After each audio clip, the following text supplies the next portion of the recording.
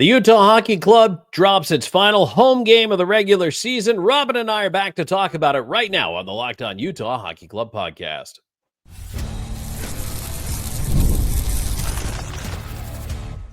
You are Locked On Utah Hockey Club, your daily podcast on the Utah Hockey Club, part of the Locked On Podcast Network, your team every day. Hello, everyone. I'm Tom Callahan, veteran NHL voice, joined by longtime team analyst Robyn Leaño, and together we bring you the Locked On Utah Hockey Club podcast. Thanks for making us your first listen each and every single day when it comes to the Utah Hockey Club. It ends in disappointment, does this home portion of the calendar. A 4-3 shootout loss to the Nashville Predators. We're going to break it down. The team also gave out team awards after the game, and we'll run through the list of those. And now there's 3 games left in the regular season, so we're going to talk about that too. All right, want to let you know the show's brought to you by FanDuel. Right now, new FanDuel customers can get $250 in bonus bets if your first $5 bet wins. Robyn, I cannot believe we are now done with the home portion of the schedule for the 24-25 NHL season. I know I've said it before and I'll say it again. It feels like just yesterday this season just started. But at the same time, we feel like this team has gone through a lot. There are a lot of ups and downs, especially in the home side of this game, right? That's because we're talking about the home side. And Delta Center has always been a great place to play. You can tell it's always rocking, but the team struggled to play a little bit there for a while, and then they caught on. Towards the end there, they caught on and embraced the fun that is Delta Center. But it's been a ride, one wild ride over those 41 games, the 41 home games. It definitely has, and for this hockey team, I mean, there's been good, there's been bad. There's been some mega highlights, and right up to the end, I think, Veg was playing well, and we saw great seasons out of, guys like Gunther and before we get into that, because I know I'm going to go off on a tangent here. I want to talk about the game. Let's talk about the game first, Robyn, because I told myself I wasn't going to go too far off track. So just real quick, we'll run through the scoring here and talk a little bit about this one got away, I think, in fairness, from Utah. This is a disappointing loss. We talked about it coming in, and Robyn, I said this is a team they need to beat. They got out in front of them in the second period, no goals in the first. Nick Bukestad scored an amazing goal from right along the goal line, fired it over the shoulder of Saros. Sweet, sweet goal. And then Josh Doan followed up to make it 2-0. But Nashville came back, scored 3 in a row, 2 of which were on the power play. And the second and third goals came within the first 3:17 of the third period. From there, Utah was kind of chasing for a little bit, but then, they tie it up at 3-3. And after that, it was kind of a goaltending duel that ends in a shootout.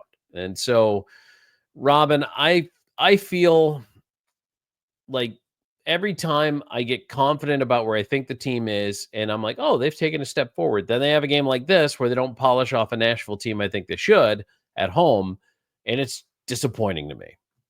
Yeah, and what's interesting, Tom, is what we notice is the issues that plague this team, and when we see the inconsistency hit, are the same issues, right? How many times earlier this season did you talk about what the bane of this team being is when they take a nap, even if it's for like 3 seconds, right? Like if this team just blinks, things can go sideways, and then they get themselves in penalty trouble. Then the penalty kill doesn't perform. All of a sudden, you're chasing the game. They get a level of frustration, and then they're chasing, and then you can tell when they're frustrated. Yeah, and I don't want to say it's understandable because I'm not sure that it is. I know it's going to happen. All teams take a nap at some point during the year. Yeah. And I will say it's not everybody, right? I feel like there is a good portion of decent amount of the players in the team who, I mean, yeah, they're definitely upset that they're end up having to chase the game and they're not playing to the level that they should be playing. But they're still putting out an incredible effort, even in these kind of games. Yep, and the fans are behind them all the way. Great crowd again tonight at Delta Center. They were excited. They so wanted to win. Robyn, I could feel it. Oh How yeah, much they just wanted that team to win, and they unfortunately just couldn't pull it off. But I mean, it was a great night. We're going to talk about the team awards that they gave out post game. And here's just a quick stats breakdown for you. Shots on goal. Utah actually outshot Nashville 42-31, but man, there were a lot of shots in this game. oh Utah yeah. 0 for 2 on the power play. Nashville 2 for 3. Face-offs, Utah did win that category, but Robyn, a night after or a game after, they had only 12 giveaways. Last time out, they had 25. They doubled it in this game. That does not help your chances. That really goes to show the difference between games, right? It's like a night and day, like your yin and yang. You're seeing what these differences are for the Utah Hockey Club when they're having a good game, when they have that little amount of giveaways, and a bad game when they have this many, right? When they make those simple mistakes, they end up repeating those mistakes. And I think you talk about the inconsistency. I have trouble. This is where I have trouble reconciling a team that dominated Seattle, dominated them, and then comes out and struggles with Nashville. Same team, 2 nights later, same sheet of ice. They didn't even travel. So it's not like you have some built-in excuses here. I don't understand it. I'm trying to figure it out too, Tom. Like for a while, and it's still something you can still point to, and as we've been saying a lot of different other reasons, but we say it's reason, not an excuse here. I don't even know if you can even call it a reason anymore because this team is getting used to each other and actually slowly getting older. I would at first, Tom, say, hey, these guys are still young, but a lot of them are becoming veterans now. They know they know they should know better. Some of these guys are 24 with 5 seasons, which is crazy to think about. But I mean, you can be that young and have that much time in the league. And Utah is a young team, but it doesn't mean they don't have guys with experience. Yeah, right. They've got, a handful of players in their later 20s, a handful of and a couple of players in their 30s, right? Who have, well over a decade of NHL experience, who are just understand what it means to put your best foot forward every single night. Yeah, and that's the hard part. It really is a hard part for them. So, I want to get to talking about a couple other things here for the show.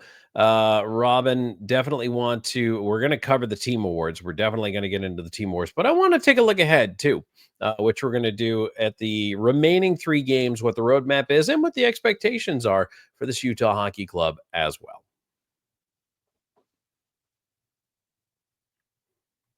And today's show is brought to you in part by FanDuel. Well, the NBA playoffs are almost here, and FanDuel's giving new customers an incredible way to get in on the action. Right now, when you join FanDuel and place your first $5 bet, you'll get $250 in bonus bets if your bet wins. I mean, I like FanDuel because it makes everything easy, whether it's picking your favorite team. If you're a Jazz fan, that's a decision you're going to have to make. You can live with yourself in the morning. Or if you dive into the player props, and I know Robyn likes to get into the player props a lot, but I mean, if you want to bet on 3-pointers to steals or assists, if you're feeling somebody's defensively had the touch lately, you can get into that side of it. FanDuel has so many ways to bet your favorite player props. Plus, after the game tips off, you can even combine live prop bets into a same game parlay. Again, that's a Robyn favorite, for a chance to win big. Don't miss out. Head to FanDuel.com and claim your $250 in bonus bets today.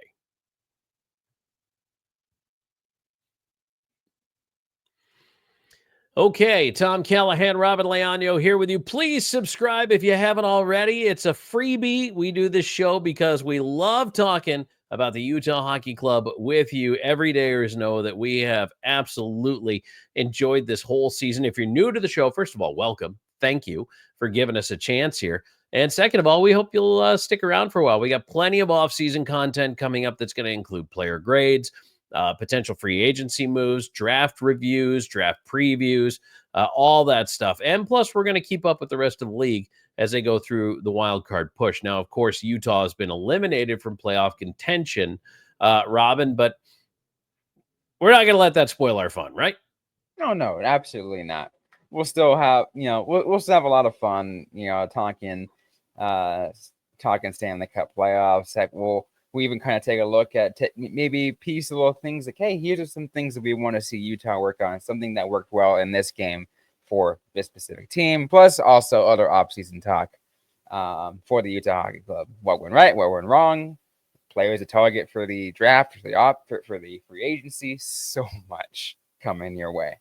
And if there's anything you want us to tackle, something that comes to mind, maybe you've got questions. Maybe during the course of the year, you're like, boy, I really don't understand why this happened or where this came from or what's the deal with this player contract. Just shoot us a note, social media, and we will, or you can leave a comment down below in the video here on the YouTube side, if that's where you happen to catch us, and feel free to just leave your suggestions. We love it when you do that. So yeah, and I will say I check our YouTube comment section almost daily, so I will definitely catch it if you have a question. Absolutely. So please feel free. No pressure. And we absolutely love to have the feedback. So, Robyn, I want to talk about the team awards. The fans got to vote on some of these, but the team awards were handed out post-game here tonight at the Delta Center. And then Ryan Smith gave a little speech.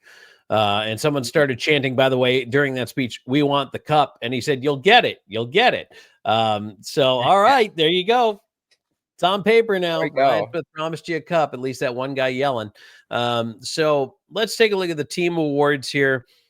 I don't think there's any surprises, but starting from the bottom up on this list, the All-In Award, which the fans did vote for, Barrett Hayton wins the All-In Award. Community Obsessed Award goes to Alex Kerfoot. Leading scorer, Clayton Keller. I mean, that one's kind of obvious. The Three Award. This is to the player who had the highest, I guess, if you give points for each star that you get. So if your first star, you get 3 points, second star, 2 points, and then third star, we get 1 point. That goes to Dylan Gunther. Most points through the 3 stars this year. And then is anybody shocked as team MVP? I mean, who else would you pick? At this point, at this point, I don't think there is anyone else. I mean, Karel Vejmelka has been phenomenal through this entire season. An amazing season, and then obviously, towards the end of it, towards the the latter half, towards the last bit of stretch, going through an a little Iron Man streak here on playing so many games consecutively. He's been phenomenal. It's kind of crazy. I think tonight was 22 in a row. 22. Yeah, I believe this was 22. Yeah, 22 in a row, and shows no signs of slowing down. Although now that they're out of the playoffs, I understand playing for the last home game of the year. Totally makes sense. I would have done it too. But maybe now he'll get a little bit of a break as they look forward to going out on the road. Wanted to talk about each guy on this list, but let's start with Clayton Keller, the year he had. And this is kind of funny, Robyn. I don't know how he remains so under everyone's radar in the NHL. Didn't make Four Nations Team USA. Nobody ever talks about him. Yet consistently, year in, year out, he's going to break 80 points. Always brings his best. How does no one understand how good he is? It's interesting, Tom, that you bring that up, because for me, my thought process the last couple of years was, it's because he was on the Arizona Coyotes and no one paid attention to the Arizona Coyotes. unfairly, unfortunately. I feel like the Coyotes had a lot of good players on them, Clayton Keller being one of them. Now, same squad, different city, different identity, Utah Hockey Club. I'm like, okay, Keller's gonna get the actual attention he deserves, but still flying under the radar.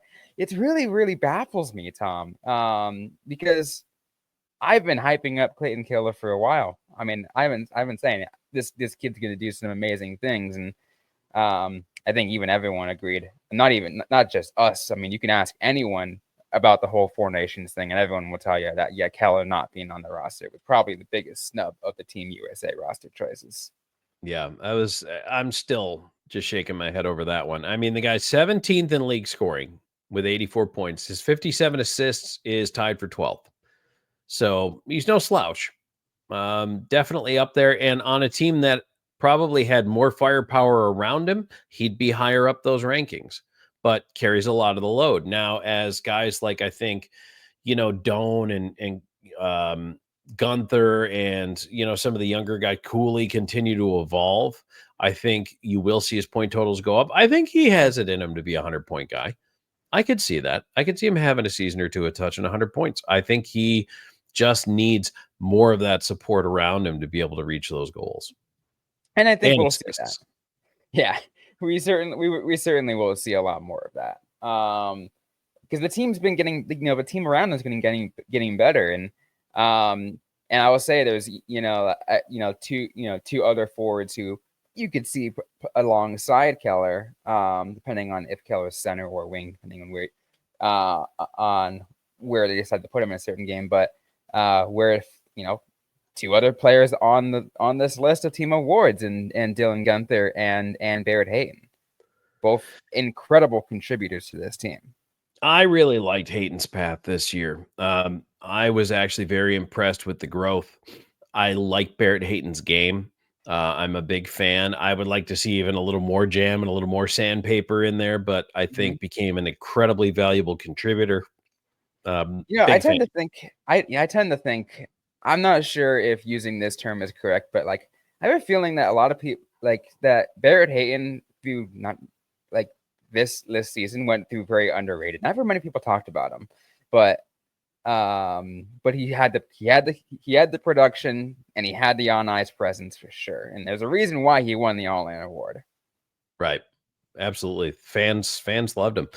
Community obsessed Alex Kerfoot, and that one totally makes sense. I think that Kerfoot very, very involved in all things. Are they going to give it to anyone other than the King Clancy nominee for the team? I'd have a hard time with that one, honestly. Like you nominated the guy for the King Clancy award, you kind of have to give him the Community Obsessed award. But also the 3 Stars award, Dylan Gunther.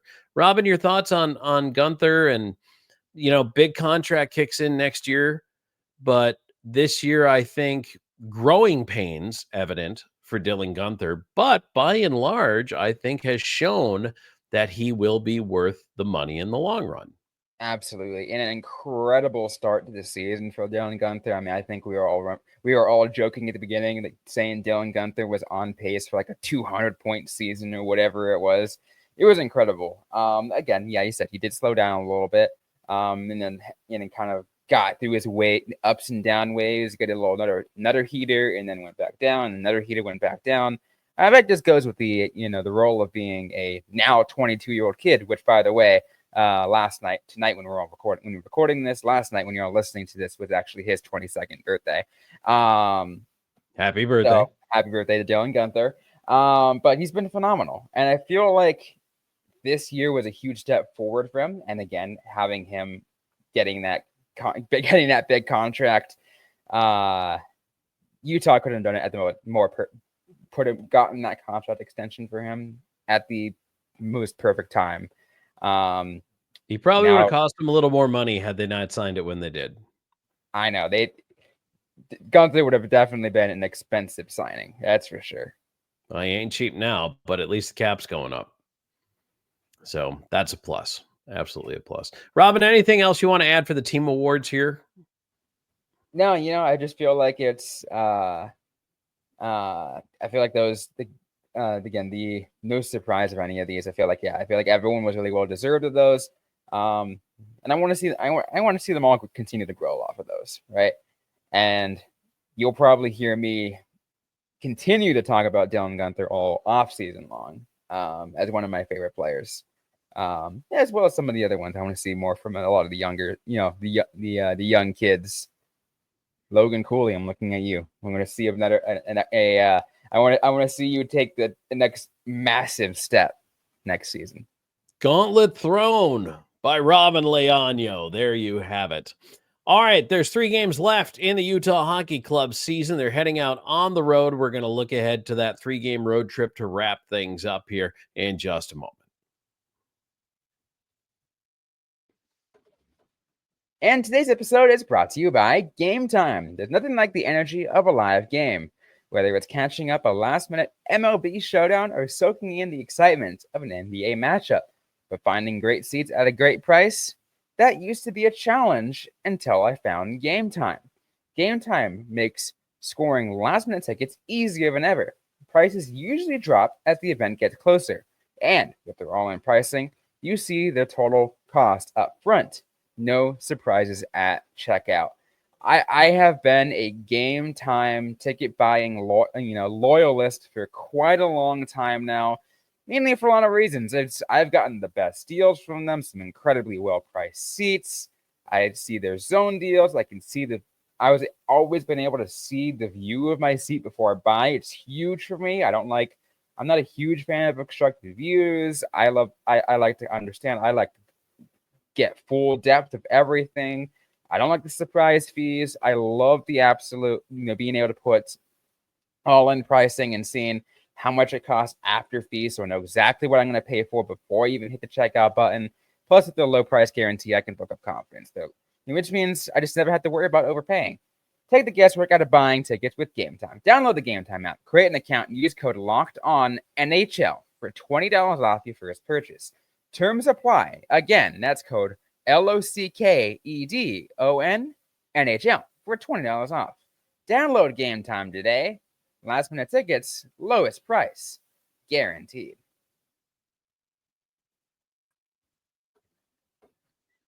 All right, let's talk about it. 3 games left to go in the regular season here for the Utah Hockey Club. Robyn, we know they're not going to make the playoffs.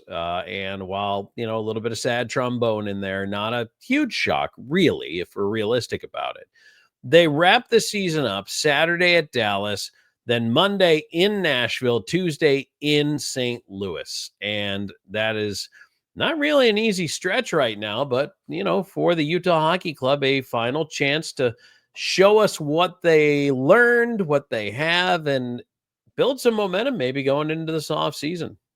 Oh, yeah, absolutely. And then, it's interesting for me, Tom, looking down the stretch with these 3 games remaining. Normally, and I've mentioned this before, I'd say, hey, this is your I used the term earlier this week. It's kind of like that garbage time, right? When you can kind of play with some couple things, tweak your lines a little bit more, what's the term? Daring than you normally would, making some calls, whatever. But I'm gonna tell you, Tom, I don't think we're going to see Utah doing that, mainly for one reason only, is they don't want to mess with what's going on in Tucson, as they're still fighting for a spot in the Calder Cup playoffs. They're in a spot right now, but they want to make sure they secure that, as they got some stuff coming up this weekend as well. And by the way, I just want to mention real quick, as far as Tucson goes, both Owen Allard and Noel Nord have been assigned to Tucson. That was a couple of days ago. We didn't mention the transactions, but you can see they are trying to, shore things up down there and push the Roadrunners, maybe even get a playoff run out of them, but certainly get them into the postseason. Robyn, the other thing too, over these next 3 games, some players may be auditioning for their jobs. Now, some guys may not see the light of day. I don't know if, let's take the D, for example. Do you rest somebody in there for a game or two and put in a Bortuzzo or a DeSimone? and give them a chance. And Bortuzzo at 36, I don't know that he's back next year. Maybe DeSimone at 30. That's a guy you're taking a look at, and a long, hard look at coming back next year. Do you put Villalta in there? I hope so. I'd like to see a look at Villalta and see if he can handle an NHL workload. Give him back-to-back starts. Give him Dallas and Nashville, and then put Veg in for the final in St. Louis. But I don't know if we'll see that or not. I would like to see some of these guys get a kick at it. Carcone's a pending UFA. Bukestad's a pending UFA, although I love Nick Bukestad. I would love to see him come back. Jack McBain's an RFA, so not quite the same pressure there. But, maybe there's some decisions to be made. You never keep the exact same team year to year. No. Faces change. So that, to me, you've got 3 games left to prove to me either why you belong here or play your way out of town. Yeah. One thing I could potentially like to see, who knows if this will happen, but this could be like let's say in all the assumption, let's say for example, Tucson takes care of business this weekend in their games against Rockford. Maybe Utah will call up like Lamoureux for one final game just to see. It's like, hey, we saw how you did, earlier on the season before you got injured. Let's see one more game in the NHL. How has your development fared? He was pretty impressive earlier. He was this year. He was pretty impressive until he got hurt, of course, which seems to be the way with defensemen this year. So, but again, maybe that does make some of those other players expendable. But by the same token, do you want to call up a Lamoureux in the future if you don't have a top 6 spot open for him? So, and those are all questions. Believe me, we're going to get into that over the summer. And I mean, the good thing is, at least for this scenario, is you call them up for one game and then you send them right back down for the final weekend. I think there's one last home game stretch. I think the following weekend, and then the playoffs start. So we're coming pretty close to the hockey playoff season. Very much so. Very much so. And I'm looking forward to, again, just down the stretch for Utah, watching those games and seeing what kind of effort is still there and who does get a chance to make that impact. So, Robyn, anything else you want to add before we wrap things up here this evening? No, I feel like we covered it all today. All right. Well, folks, if you want to reach out to us, please do so on social media. Robyn, where can they find us? They can find us just about everywhere on social media. You can primarily find us on the app formerly known as Twitter, now called X, at @LO_NHL Utah. You can also follow us on Blue Sky at Locked On Utah Hockey. I'm at Robyn_Leaño on X and Robyn Icetime on Blue Sky. And I am at Tom Talks on Blue Sky, at Callahan on Air over there on the Twitter. And we look forward to hearing your questions, your comments, your thoughts, anything you want to throw at us. Feel free. And you know what? We're going to still have plenty of content again right through the end of the regular season and to the playoffs. So we invite you to stick around. And again, subscribe if you haven't already. And hey, tell your friends about the Locked On Utah Hockey Club podcast. So thank you for joining us, everybody. For Robyn Leaño, I am Tom Callahan. This has been the Locked On Utah Hockey Club podcast.